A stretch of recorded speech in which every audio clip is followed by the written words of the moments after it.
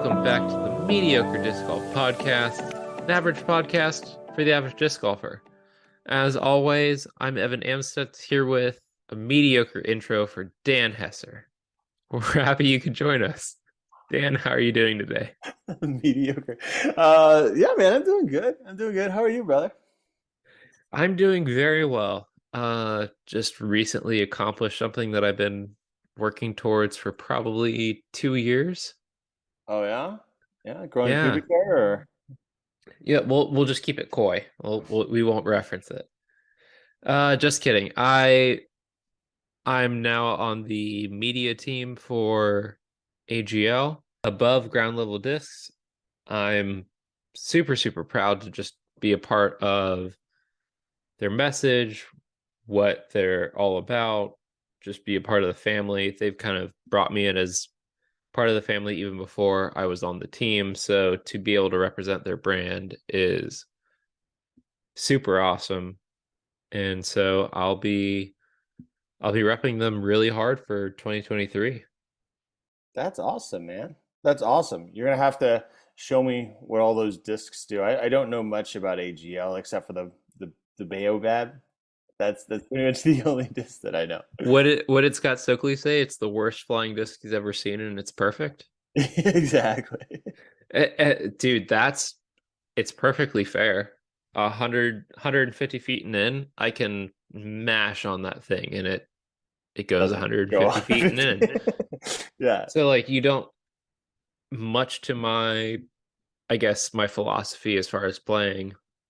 If you can mash on something, I'd rather do that than try to add touch to something. So why Finesse is overrated. finesse is overrated when I can buy my way out of the situation. Oh So God. yeah, I Mediocre. Woo. woo. I'm super excited to be a part of the AGL family and their message, uh, really promoting sustainability. Every disc Yeah, that you buy with AGL plants a tree. It's a super great company. that's an And awesome message. yeah, just Josh, the owner, part owner, and we interviewed Sam, who's the other owner. Hmm. Super great people. They have a great vision for where they want to go. This is not like a canned response. I'm just super excited. Probably 75-80% of my bag has already been AGL even prior to this, just because I Oh wow. appreciate what they're doing. So super excited. If anybody has any questions, let me know. I'll probably be doing a series on my Instagram about like if you want to jump over to AGL, what discs do what as far as my past experience. And if you want to follow me on Instagram, I'll be doing a lot more of like just general content, probably sharing how I come up with some of that content, all that sort of stuff. Super Yeah, excited though. that's awesome, man. Congratulations. That's really cool. Thank you. Yeah, it definitely aligns with the be passionate about what you're sponsored by. Yeah, for sure. For sure.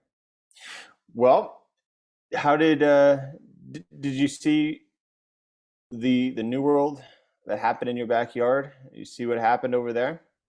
Yeah, I watched a lot of the coverage. I wish I got to go. It was beautiful weather minus the wind. Um, but it kind of makes that course challenging. They played New World Red Course all 3 rounds, both FPO and MPO. Added a couple of pins or a couple of tee boxes Hmm. that I hadn't seen before, specifically number 4 on the red course. It looks like they added an MPO tee pad like 30-40 feet back, Yeah, which yep. was super cool. It was really cool to watch. I mean, local or not local, watch elite players on Attack your our local course. Yeah. yeah. Um, to be perfectly fair to the field, the best player by far won by far. Surprise, surprise. No, I mean Isaac Robinson is seriously good, and his brother is seriously good too. That was so cool to watch both of the Robinson brothers compete and really Hmm. show what they got out there. That was super cool. I liked, Garrett obviously put on a show. That was a long bomber type course with some technical holes. He's about that. That was super cool. Yeah, Um, especially for you and I being Florida alums, like we got. yeah, yeah, we got some Gainesville roots going on.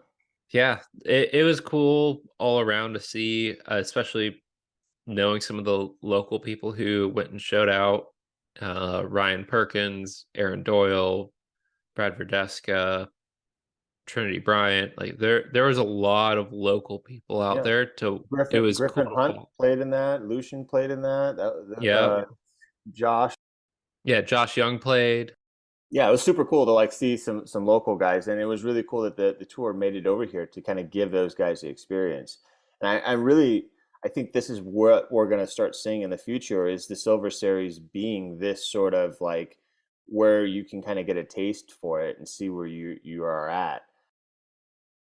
Well, I'm excited to hear part two of our interview with Gannon. Really looking forward to it. Hope you guys are too.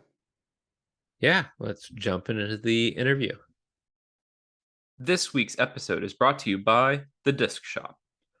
One of the best days for a disc golfer is New Disc Day. With different runs of discs, the best way to get exactly what you want is by seeing what you're buying. The Disc Shop in Middleburg, Florida has the largest selection in store in Jacksonville. Want the latest from Discmania? The Disc Shop has you covered. Looking for starter kits to introduce your friends? Head on down to the Disc Shop.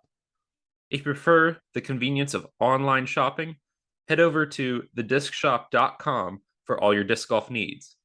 Listeners get 10% off when using the code MDGPOD at checkout online or by mentioning the podcast while in store. Located halfway between Trinity and Ronnie Van Zant, the Disc Shop is the spot. So, how would you rate your season, like on a scale, we'll say 1 to 10, not PDGA rating? Oh, I'd probably rate it like an 8. Um, Definitely blew away my expectations. Mhm. Just because it didn't feel like I improved that much over the off season. But if I go now and look back at videos of me from last year, I'm just way more consistent and way better. I'm throwing a lot further than I was, and my forehand's been really useful. I've made better disc selection choices, but mainly just like the line I picked, I hit it almost every time this year. Where last year I might have a couple errant throws that would cost me strokes. Um, I feel like it was, but this year was also very frustrating at times. Obviously, losing at Las Vegas, I should have won that tournament. Just threw the last shot one inch too far and ended up trickling down the hill OB. So taking a loss there, having 2 rough weekends. Got 25th at Waco and then 24th at Belton, which were my 2 worst finishes of the year. Which that's kind of crazy to think. Like my worst finish the whole year was still top 25. Um, Mhm. but obviously wasn't satisfied, and it kind of almost made it feel like Vegas was a fluke to me. And then I was just kind of upset. I'm like, dang, maybe I'm not actually going to be good this year. Um, and then ended up getting like 7th at Texas States, and that's when I started my top 10 streak. I ended up getting top 10 or 11 top 10s in a row on the Pro Tour, Silver Series, Elite Series, and Majors, and had a nice little stretch where I got like top 5 at Champions Cup, which is a major, like 4th at Jonesboro or 5th at Jonesboro, something like that. Just a couple of good stretches there in the midseason, and then obviously winning Santa Cruz, and then playing like garbage the second round of Portland Open, being like so far back and end up getting 4th place there as well. So had a lot of good stretches on tour, and but yeah, just looking back, being so close, there's like 3 tournaments I really feel like I should have won that I didn't, and that that hurts obviously, and it hurt more because I mean I didn't know I was going to win USDGC. It's not like I was going to win something in the middle of the year, and I won something at the very end. Maybe if I won something in the middle, I would have felt a little more confident with the winning more tournaments. But that's just experience moving forward, and I know I'm not going to make those same mistakes again if I'm in that situation. Yeah. how do you set your expectations, especially off season for most people here in Florida? It's the start of your season in a way, but how do you set your expectations for the year? Do you have like I want to win this many tournaments? Do you want to rate a certain average or? Yeah, I wanted to win one Elite Series this year, and I obviously won the major, so it's even bigger. So I guess you can say I exceeded that. I wanted to get like a Silver Series win too, which I got, which that felt good. And I won the Silver Series with probably one of the best fields too at Masters Cup. I mean, Macbeth was Conrad, Matteo. We had a lot of great players there. But I think next year moving forward, I'm gonna set my expectations for to be like one of the top two players in the world. The field's going to be even tougher next year. And I want to be, I want to get like 3 wins next year on the Elite Series, considering I was so close this year and how much I improved from this year from last year. I just think, I think I'm going to be able to fix those mistakes I made this year even. So hopefully I can, I go back through my head and I go through shots every single round of every tournament. I'm like, dang, I shouldn't have made that mistake. And I think it just takes time to do that. It's not like a skill level thing. It partially is, but a lot of it's just like maybe a little more focused, looking into the future a little more. And I think, I mean, you look at it, it's possible to win every single tournament. And I feel like with the way I finished this season, I'll have a chance to win every tournament if I just play my game and my game's feeling good. So when you mentioned that the next year is going to be harder, what do you mean by that? Like, do you just think like the skill level of all the players is rising, or do you think that courses are getting harder, or what do you mean by that? Skill level mainly. You look 5 years ago, you had 5 people that could win a tournament. Now you have 40. Anybody can win a tournament these days, and I mean, it just depends on their weekend. I mean, we had like Robert Burridge. I feel like he should have won the Des Moines Challenge. I'm going a 4-hole playoff and barely losing, partially because of bad luck. But I think he ended up missing cash like the next 3 weeks. But that just shows like anybody can pop out of anywhere. And I think as people see players start to do better, it motivates them as well. And I personally think the level is going to be very high coming into next year. So I'm going to work really hard this off season. Not be satisfied with what I did this season because that doesn't matter anymore. It's in the rear view. I got to work on next season. And starting a new journey, I guess.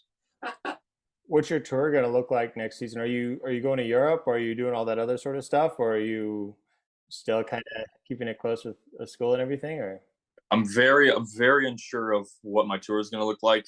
I do know for a fact though I'll be playing every major. Might not play European Open. I might not go to Europe. So that's one thing I'm not sure about is Europe, but I'll play every major other than that.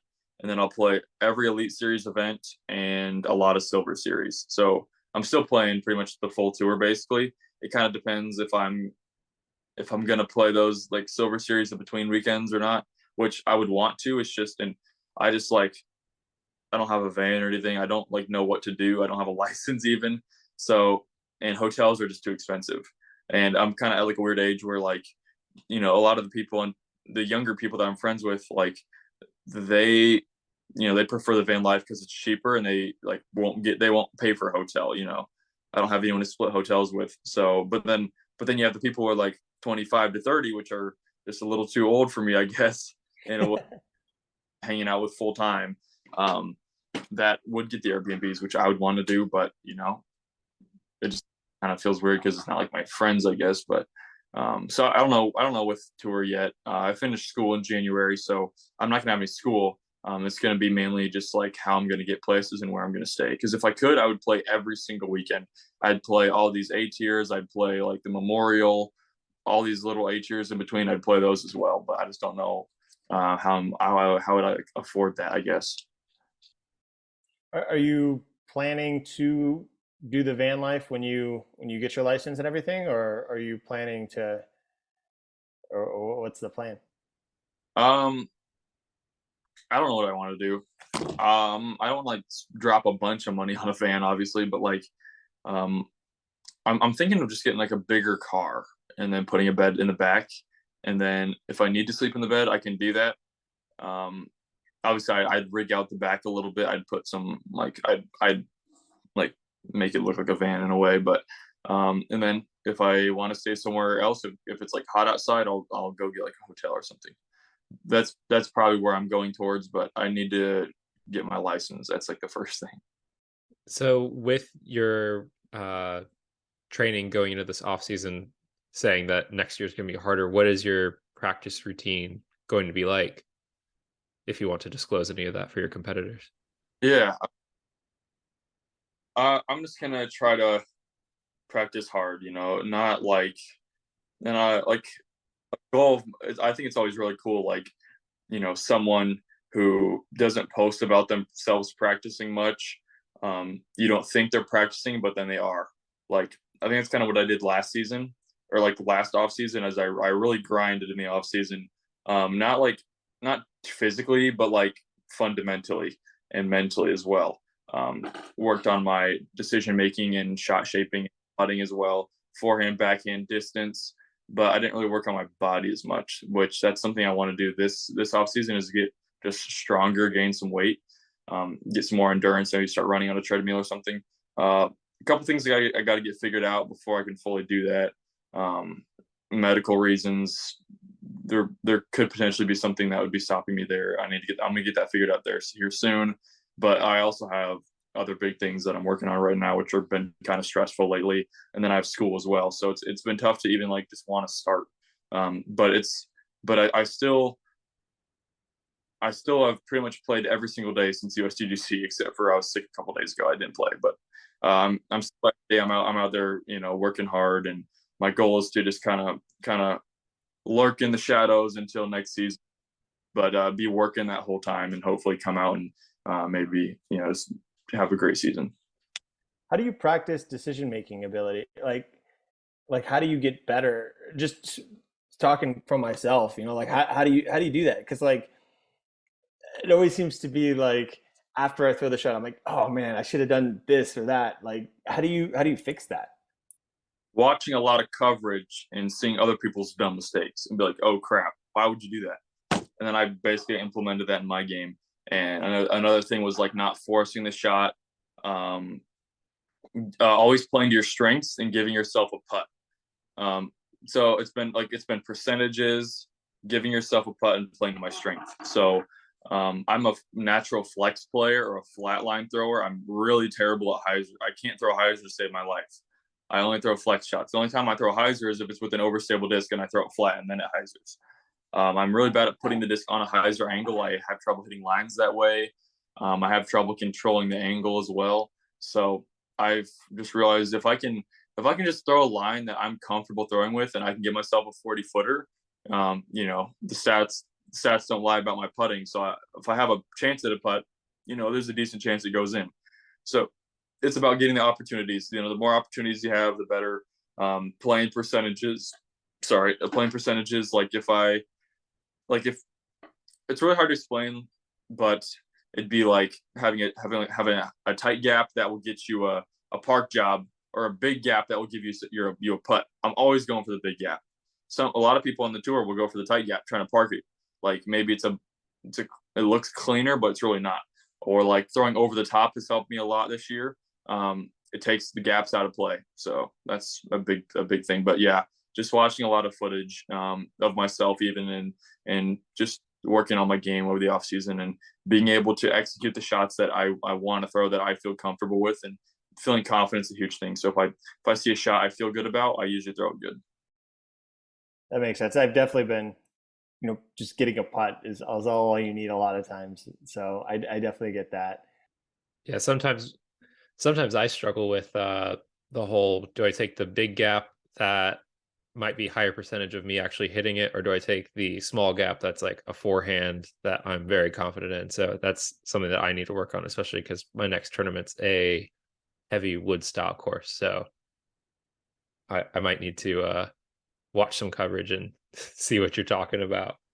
Yeah, look up fail videos, and then you'll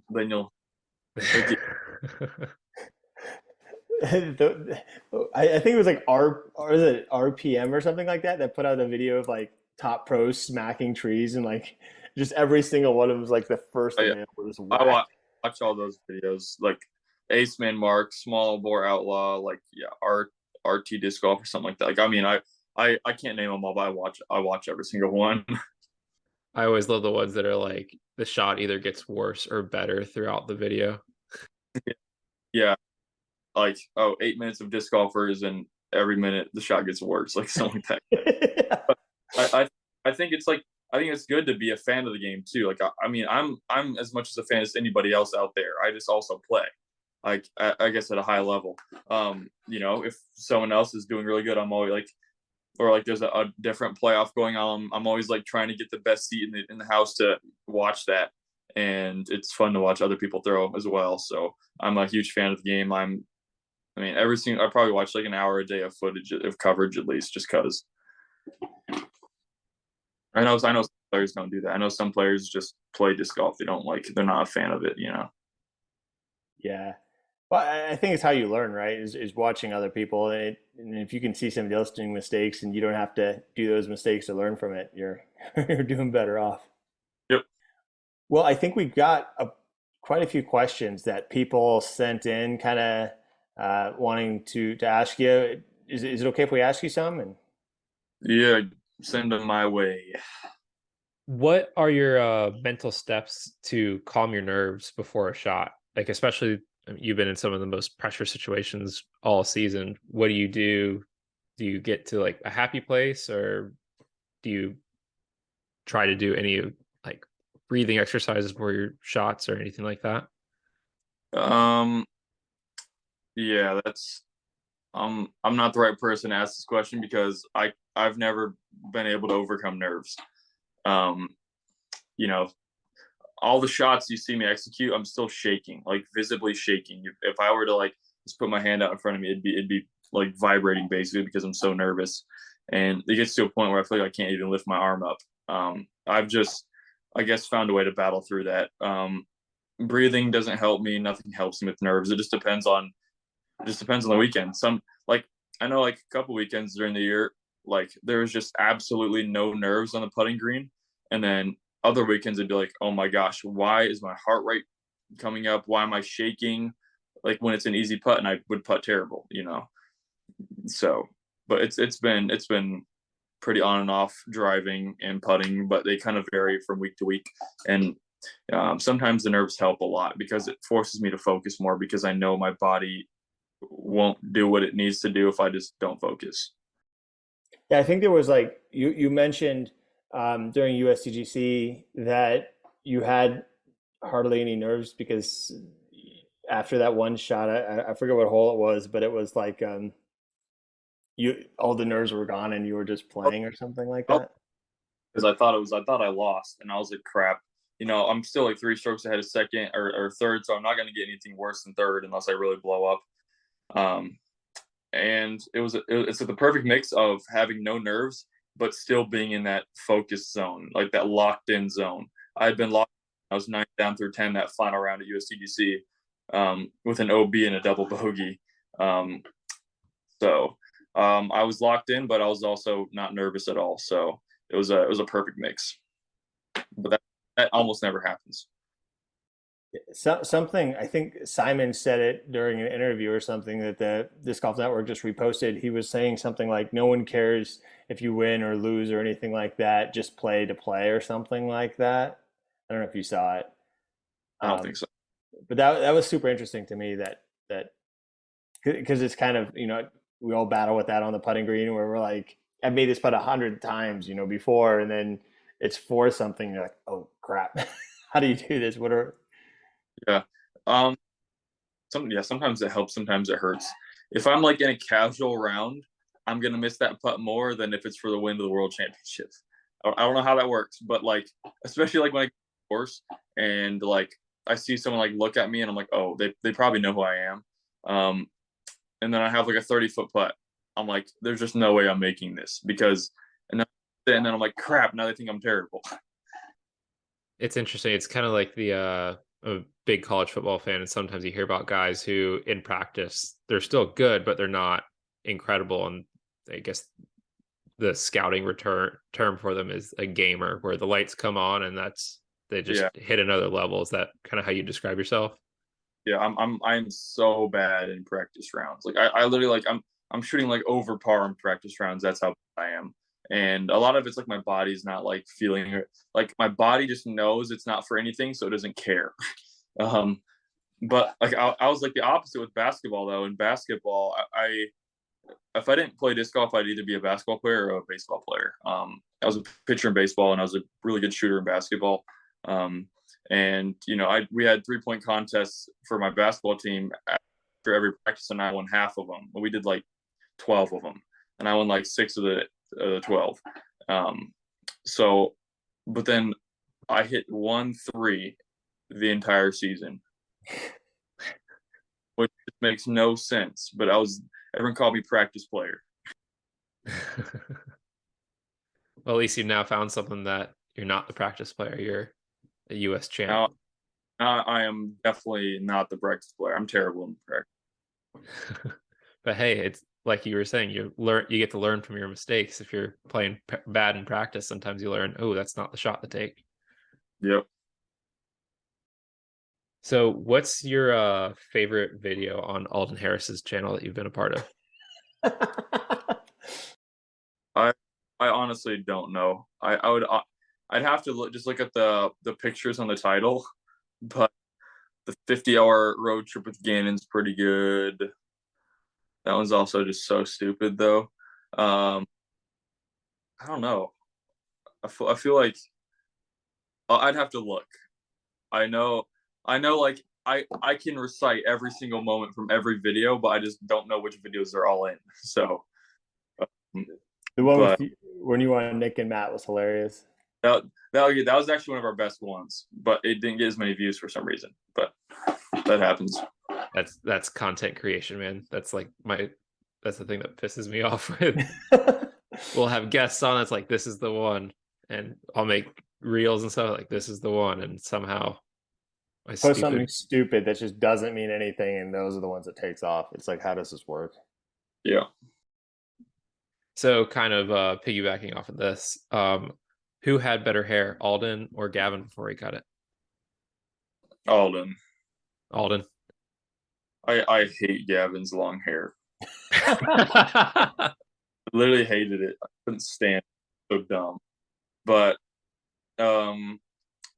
Gavin looks so much better with short hair, but Alden I feel like he'd look dumb with short hair. So I'd say Alden's got to keep his long hair. Solid. Has your disc golf success made you more popular at school, or do your classmates even know what you do? No, not at all. Nobody in school really cares. There's a couple teachers that follow it, but I get recognized like a little bit by teachers, and sometimes kids are like, "Oh, you're the disc golfer," but like, I mean, not in terms of like popularity. Like, no, I've never been a popular kid, so I'm plus I'm never in school. So like when I'm like during the season, like at the end of the season, like I'm not really in school that much. I was only in school like 7 days out of the 45 in the first term, so people don't even see me in school. That's crazy. So are you doing more like an online based or like virtual type school then, or is it like how do you keep up, man? Like I had like a graphic design class, so that you have to do on your computer anyway. So it's like kind of online in a way. It always helps to be in person because you don't get the full explanation if you're not there in person. There's definitely been classes I really struggled with because you have to be in person. Yeah, it's school's been just a little annoying because it's always lurking in the back of my head. I'm always like, crap, like I just won USDDC and I'm like, I need to pass my classes now, and I still have Pro Tour finals, it's just difficult. So yeah. Gonna be glad when it's over, huh? Any plans to go to college or anything like that, or what's the plan for?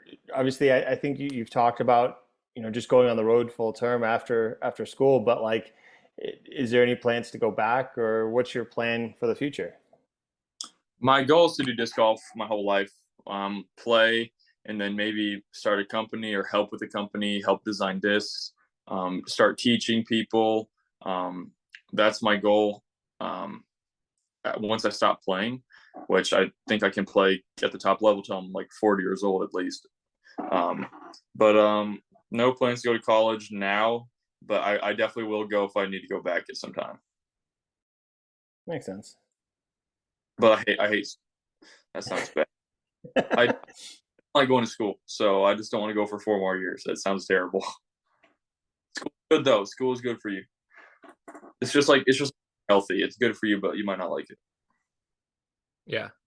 So has Matt given you any pointers on how to be a good caddy? We heard that you weren't a good caddy at the Pro Tour Championship, but you gave Matt an A+. Thomas shanking every shot. Thomas could not hit a gap to save his life. Oh, poor Thomas. Around, so maybe I could improve by not roasting my player I'm caddying for. Yeah. It's funny because that's what Matt guessed you were doing during the round. Yep, he's not wrong.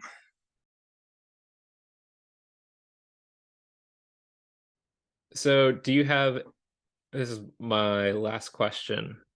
Do you have a favorite disc of all time? Oh boy. Prodigy and non-Prodigy, right? Yeah. What? Yeah, Prodigy disc. Yeah. I'll name I'll name like 5 because there's not one favorite. Definitely the A2. The A2's up there. That's like my most used, probably. Favorite, it's up there. But there's also discs that are just fun because they fly cool, you know. I throw this really overstable run of D3. It's not a D3, it flies so much more. That's the white disc I always flex on. It's so overstable, even at 500 feet of power. So I like that run of D3 specifically. The M2, if you find good M2s, those are like the best discs ever. They're just laser beams. They handle wind. They handle all the torque you can imagine. Like I could throw them full power and I don't have to worry about it doing anything dumb. And they just go straight and barely fade at the end. Where like a lot of other mid ranges, I feel like from other brands, like you throw them hard, flat, and then they'll flip a little bit and then they'll fade a little bit. They don't like, but then like their version of stable mid ranges will, you throw them flat, then they'll be too overstable. You know, Prodigy's like, it handles the torque right away, stays straight, and then barely fades. So I think that the Prodigy mid ranges are a big reason I played really good at USDGC. What's your favorite non-Prodigy disc that you threw prior to joining Prodigy? Oh boy, that's tough. I bagged like I was throwing the Thrasher a decent bit in like 2016. That's so hard. I feel like you throwing a Thrasher now would be like those F7 lightweight F7 videos. Right, Thrasher's so flippy. Definitely the Blizzard Boss. That's the one I always wanted to have. Obviously, because it has the world record on it. So I'm like, oh dang, I'm gonna start crushing. I fell for that trap, and I didn't throw any further, but I thought I did sometimes. So Blizzard Boss was probably my most used disc, like when I first started. I threw that thing the other day, man. It almost went like straight upside down, flipped around. It was like the craziest, like. It depends like which ones you get, because like, I mean, almost every company is inconsistent with molds sometimes, and like I felt this one like within the last couple months, it was like a pretty overstable for a Blizzard Boss, and then this other one was like the flippiest thing ever. So you just got to be lucky with the ones you get. I mean, there's a way to tell, but if you order like online, then you just got to get lucky. Yeah. Well, Dan, do you have any other questions for Gannon? No, man. Thank you so much for your time and jumping on here. Do want to kind of give you a little bit of time if you wanted to promote anything that you've got going on in your world, if you wanted to shout anybody out or anything like that. Floor is yours, man. All right. Well, I want to thank my sponsors, Prodigy Disc, Titan Disc Golf, the Disc Barn, Disc.USA, and Wander Disc Golf. So my apparel from Wander Disc Golf, my discs from Prodigy, and then Disc Barn is my retail sponsor. So they got a couple cool stamps of mine. So go check those out. And then Disc Dot for the Disc Dots, obviously. And Titan Disc Golf for always being an amazing supporter of my journeys ever since the start. And then thank you to my mom and dad for always supporting me. Thank you to all my friends on tour that make it better. And thank you guys for having me. Yeah, thanks for joining us. Really appreciate it. Well, that was awesome. It's not every day you get to talk to a USDGC champ. Yeah, he was a lot of fun to talk to. Matt was not wrong. He's a very funny dude, and definitely interesting to kind of get into the mindset of someone who's won at that level. And it was very interesting to me that he talked about being nervous all the time. So if you're nervous at your C tier, know that USDGC champion Gannon Buhr does the same thing.